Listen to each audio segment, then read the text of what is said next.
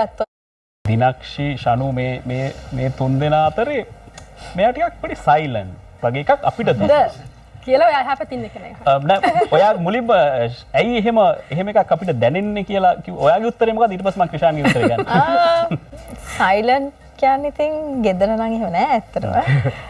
කලාව ඇතුලේ කියන කලින් නිර්මාණ ඇතුලේ. ඔව් නිර්මාණ ගත්කම ඔව් මම පොඩ්ඩක් වැඩි ගොඩාක් වැඩ කෙරෙන්නේ නැහැ. ඉතින් ඒ මගේ දැන් මේ කාලේ ගත්තොත් විශේෂයෙන්ම මගේ බබත් එක්ක මම වැඩිපුර කාලය ගත කරන නිසා මට ගොඩාක් වැඩවලට යොමු වෙන්න අමාරුයි.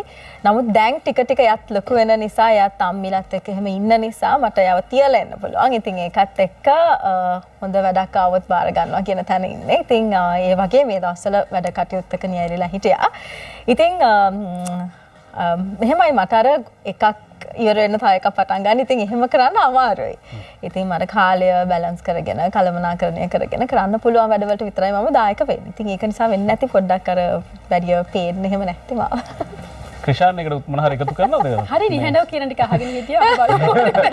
නෑ ඔයාගේ එහෙම රිස්ට්‍රික්ෂන් මොන හරි තියෙනවද? අනේ නෑ කිසිම රිස්ට්‍රික්ෂන් එකක් නෑ. මම මේ ගරු කරන දෙයක් තමයි මම හිතන්නේ අපේ දුව තුන් දවස් ඉඳලා ශේෂාද්‍රි තමයි තීරණයක් ගත්තේ නෑ.